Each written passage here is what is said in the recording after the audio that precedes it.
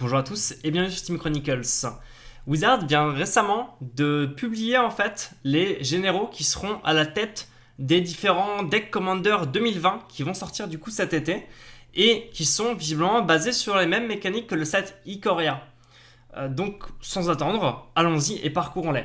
Le premier c'est Katril Aspect Warper qui pour deux incolores, un blanc, un noir, un vert est une 3-3 légendaire cauchemar et insecte. Donc Ikoria joue beaucoup avec ces types bizarres et un peu le fait de combiner des monstres et d'avoir plein de trucs étranges sur le champ de bataille. Il y a même une loutre dans le set. Et quand il arrive en jeu, on peut mettre un marqueur vol sur une créature qu'on contrôle. Donc ça c'est une des nouvelles mécaniques d'Ikoria aussi. C'est les compteurs mots-clés. Donc qui sont des trucs qu'on va pouvoir justement découper sur les cartes, s'il y aura des jetons. Enfin en tout cas ils ont prévu le coup pour qu'on puisse les symboliser sur la table. Et du coup, quand je joue mon général, je regarde si j'ai une créature dans mon cimetière qui a le vol. Et si c'est le cas, je mets un marqueur vol sur une de mes créatures. Et donc, elle aura le vol. Et maintenant, je répète ce process pour l'initiative, la double initiative, le contact mortel, la défense talismanique, l'indestructible, le lien de vie, la menace, la portée, le piétinement et la vigilance. Et ensuite, je mets un marqueur +1/+1 sur 4 îles pour chaque marqueur que j'ai mis sur une créature de cette manière. Alors ça déjà, ça peut faire penser à Rayami, Fist of the Fallen qui était sorti dans Commander 2019 et qui regardait comme ça mourir des créatures pour voler leurs mots-clés et devenir un bon général Voltron. Là, ce qui est intéressant, c'est que Katril ne s'occupe pas de comment est-ce qu'ils sont arrivés au cimetière. Ils sont au cimetière. Et en blanc, vert, noir, c'est les couleurs de Carador. Mettre des trucs au cimetière dans ces couleurs, on sait faire. Du coup, on va peut-être se retrouver avec, comme Rayami, on va jouer des créatures qui ont une soupe de mots-clés. Donc je pense par exemple à Faucon de Nuit Vampire. Faucon de Nuit Vampire, bon, c'est une carte qui est correcte en fait, parce que pour 3 c'est une 2-3 vol, lien de vie, contact mortel. Donc tout seul c'est ok. Et du coup si elle arrive dans mon cimetière d'une manière ou d'une autre, si je me la meule ou je ne sais quoi, du coup quand je vais jouer mon général, je vais pouvoir filer ces 3 mots-clés là à des créatures que je veux, par exemple mon général, et mettre autant de marqueurs +1/+1 sur mon général. Donc là, imaginez, j'ai un Faucon de Nuit Vampire dans mon cimetière, je joue mon général, mon général acquiert contact mortel, vol, lien de vie, et 3 marqueurs +1/+1. Donc pour 5, c'est une 6-6, vol, lien de vie, contact mortel. Et là, du coup, si je commence à mettre des dieux au cimetière, par exemple, il va choper l'indestructible, etc. Donc je peux me retrouver avec un général en fait qui a un très bon Voltron, qui va filer toute une soupe de mots-clés à toutes les créatures un peu qu'on a envie. Et en plus, je peux vraiment mettre ça sur n'importe quelle créature que je contrôle, donc je peux vraiment répartir suivant l'usage que j'ai. Et du coup, ça peut potentiellement faire un rapport qualité-prix qui est vraiment pas intéressant pour Katril, surtout si j'ai des moyens de me meuler. Et voilà, par exemple, je pense à tous les jeux comme Ogak en Duel Commander qui arrivent assez bien à se meuler. Donc en fait, en multijoueur, du coup, c'est un général qui va marcher très bien avec un thème assez fort qui va être super cool à jouer. Et ça pose presque la question, en fait, quand on voit qu'il y a des petites cartes comme Banehound, qu'on pour une 1, lien de vie, célérité, du coup, ça compte pas. Mais voilà, il y en a d'autres. Ramuna Pydra qui va avoir Vigilance, Reach Trample. Vampire of the Dire Moon qui va avoir Death Touch, lien de vie. Il y a plein de créatures comme ça qui coûtent pas très cher et qui vont avoir un certain nombre de mots-clés à récupérer avec le général dans ses couleurs. Et du coup ça pose vraiment la question de mais est-ce que ce général là il serait pas limite jouable en Duel Commander? Est-ce que on a moyen de trouver suffisamment de bonnes cartes avec des bons mots clés pour que le général vaille le coup? C'est pas facile parce que dans ces couleurs là on pourrait juste jouer Team Narayan, mais ça pose la question. Donc l'idée en tout cas c'est que ce deck là, Abzan, va être basé sur les compteurs mots-clés et les créatures avec des mots-clés. Donc ça va être tout le principe du jeu, il joue sur cette nouvelle mécanique d'Ikoria. Ensuite on a Gavi Nestwarden, qui pour 2 incolores, un bleu, un rouge, un blanc, est une créature légendaire 2-5 humain et chaman. Et c'est vachement bien parce qu'on manquait de bons généraux dans cette combinaison de couleurs là. Donc je suis assez content de voir des nouveaux généraux arriver en Jeskai. Donc là, ce qu'elle nous propose, c'est que le premier coup de recyclage que je paye à chaque tour me coûte 0. Donc on retrouve le même principe que Cadena de l'année dernière. Cadena disait mes mus, la première mue de chaque tour me coûte 0. et à chaque fois qu'une carte face cache arrive en jeu, je pioche une carte. Ben là, c'est pareil pour Gavi, c'est vraiment exactement le même principe. Mon premier recyclage par tour me coûte 0, que ce soit pendant mon tour ou pendant le tour d'un adversaire, donc je peux recycler gratuitement une carte par tour. Et à chaque fois que je pioche ma seconde carte en un tour, je crée un jeton 2-2 rouge, blanc, dinosaure et chat en jeu. Donc ça veut dire qu'à mon tour, je vais piocher puis recycler et hop, j'ai gagné une 2-2. Et je vais pouvoir comme ça en mettre instantanément. Et pendant les tours adverses, si j'en recycle une gratuitement et que je paye pour en recycler une ou que je joue n'importe quelle sorte de pioche, hop, c'est pareil, je vais gagner un jeton 2-2. Donc je vais pouvoir peupler le board assez rapidement. Encore une fois, c'est un général qui en fait vient rentabiliser. Le premier, il rentabilise toutes les créatures qui ont beaucoup de mots-clés, mais qui du coup n'ont pas forcément des rapports qualité-prix non plus fantastiques. Elles ont juste beaucoup de mots-clés. Et du coup, ça vient donner une nouvelle vie à toutes ces créatures qu'on voit pas forcément beaucoup en Commander et les rendre vraiment très pertinentes dans la stratégie. Et du coup, Gavi propose la même chose ici, de dire ok, en fait, recyclage, c'est pas très joué actuellement. Il y a des builds de Zur qui vont chercher les enchantements comme Astral Slide pour profiter des capacités de recyclage, mais c'est à peu près tout en fait. Il n'y a pas beaucoup de cartes qui utilisent le recyclage, ce qui veut dire que jouer recyclage en Commander actuellement, c'est assez mauvais. Et c'est plein de cartes qui sont mauvaises et qu'on a du mal à justifier. Là où Gavi, tout le principe, c'est de dire en fait, maintenant que le recyclage est gratuit et que Ikoria propose un certain nombre de cartes qui, quand on les recycle, font des effets, et ça c'est très important, on va du coup se retrouver avec ce général qui apporte en fait, donne une nouvelle vie à plein de cartes qu'on jouait plus forcément en fait, ou qu'on n'envisagerait pas des derniers sets, pour proposer de les jouer dans un deck Commander, que ce soit fort, que ce soit bien, que le deck soit agréable. Du coup, je trouve ça toujours sympa de voir ces decks là arriver, et c'est toujours un plaisir. Ensuite, Jirina Kudro. Pour un incolore, un rouge, un blanc, un noir, donc en mardu, une 3-3 humain et soldat. Et elle dit, quand Jirina Kudro entre sur le champ de bataille, je crée un jeton 1-1 blanc, humain et soldat pour chaque fois où j'ai casté un commander depuis la zone de commandement pendant cette partie. Et tous mes autres humains gagnent plus 2, plus 0. Donc ça, c'est assez intéressant parce que si juste, je pars du principe que je la joue toute seule. Ok ? Donc pour 4, j'ai une 3-3 et elle arrive en jeu en filant son jeton 3-1 et elle booste mes humains. Donc je fais un jeu de tribal humain. Et déjà, ça reste, c'est un bon rapport qualité-prix pour un tribal humain. On pourrait envisager ça, il y a des bons humains dans ces couleurs, il y en a plein. Et on pourrait envisager ça même en duel commander en fait, en commander, etc. Voilà, c'est un bon boost. Mais ce qui est intéressant ici, c'est le cycle de commanders qui ont compagnon dans le set Ikoria.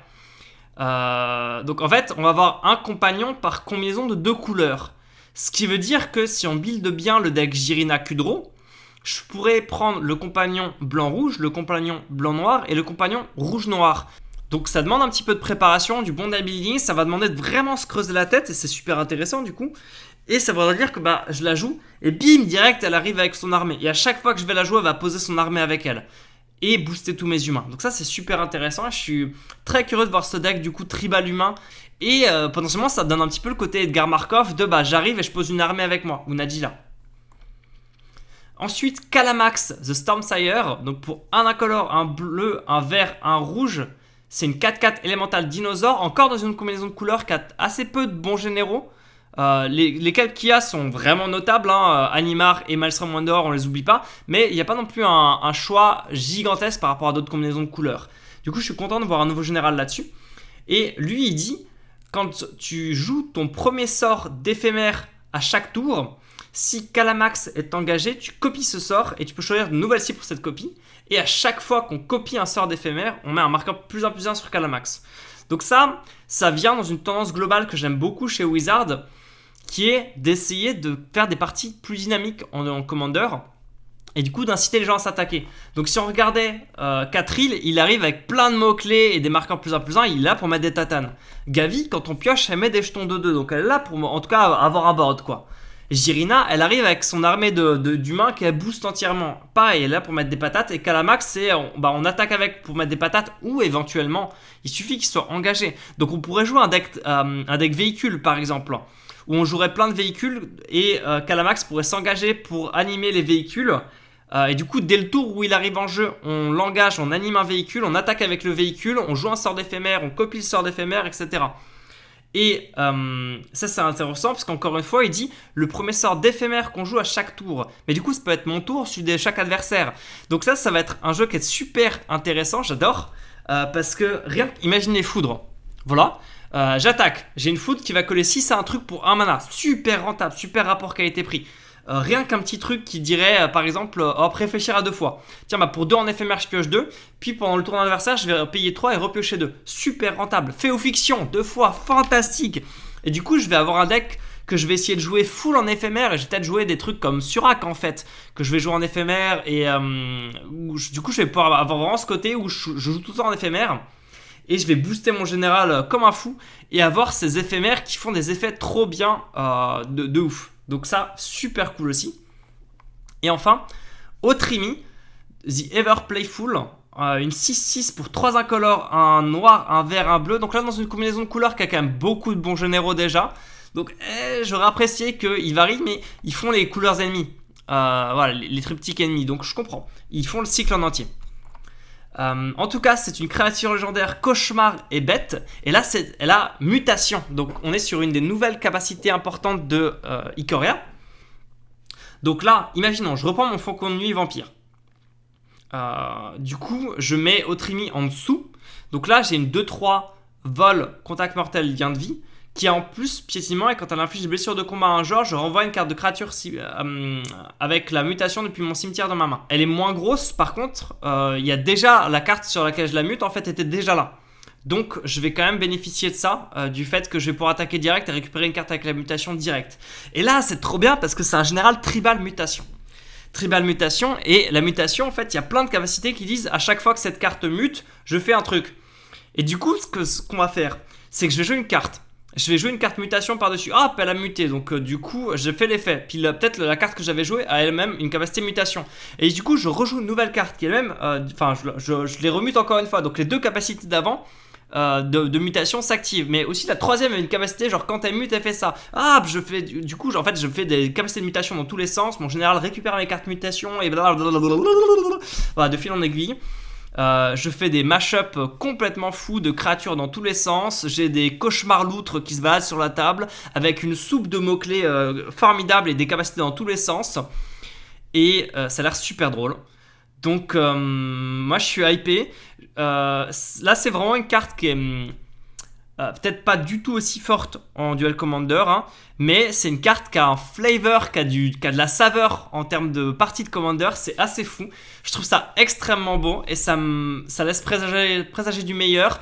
En termes de valeur, là, en termes purement de valeur, ce qui va se passer probablement, ça va être comme l'année dernière. C'est que vu que ce sont des decks qui rentabilisent plein de cartes nulles, il va y avoir un certain nombre de cartes nulles dans les decks, et les decks vont être ciblés pour les gens qui veulent vraiment monter ce deck-là, ou les débutants qui veulent en fait, se joindre au format, et de toute façon ils n'ont aucune carte, donc la valeur ils s'en foutent quoi. Par contre, les connaisseurs, vous allez vraiment avoir le choix, probablement, et voilà, c'est mon pronostic, soit le général vous hype, vous dites je veux jouer ce général, prenez le deck, vous aurez une super base pour le monter. Soit vous allez vous dire finalement ce général il me fait pas triper et bof. Et dans ce cas-là, probablement il faudra pas prendre le préconstruit parce que si vous prenez juste les cartes qui vous plaisent à l'unité, ça vous suffira. Voilà. Moi je vous avoue que j'ai un peu le côté où je suis un kikou du Commander. Voilà, ça fait des plombes que je joue en Commander, je joue depuis le début du format et ça me fait plaisir d'avoir tous ces généraux et de jouer avec et de faire l'avant-première. Un truc que j'aime bien chaque année. Quand je n'ai la possibilité que je suis pas en quarantaine, on verra, c'est de prendre tous les decks Commander et en fait les prendre pour un événement d'avant-première et je vais me faire à chaque ronde je vais changer de deck et je vais tous les tester comme ça et je vais faire des parties, j'espère en fait faire dans la journée 5 parties, une par deck Commander et du coup avoir vraiment bien profité de voilà, bien tester tous les decks et avoir vécu l'avant-première où on voit tous les nouveaux decks qui font des trucs stylés et c'est plaisant et ça voilà. Et généralement ce que je fais c'est que derrière je trouve un groupe de potes qui a pas voulu acheter les trucs mais qui aiment bien le format et j'arrive chez eux avec les 5 decks et je fais ok on se refait une session et hop je me refais l'événement d'avant-première et je profite à fond de tous les préconstruits et du plaisir de découvrir ces decks-là et de les jouer tels quels. Et ensuite, je les ramène à la maison et là, c'est le laboratoire. Je vais les améliorer et faire n'importe quoi avec et ça va être super drôle. Et là, quand je vois ça, j'ai envie de faire une pile avec mes cartes recyclage, une pile avec mes humains, une pile avec mes éphémères qui seront cool à doubler, une pile avec toutes mes cartes à mots-clés débiles que je vais vouloir copier.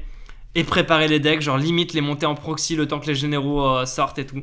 Parce que c'est mon trip, j'adore builder. Voilà, là-dessus, merci à tous. Et à très bientôt sur Team Chronicles pour suivre les actualités Commander.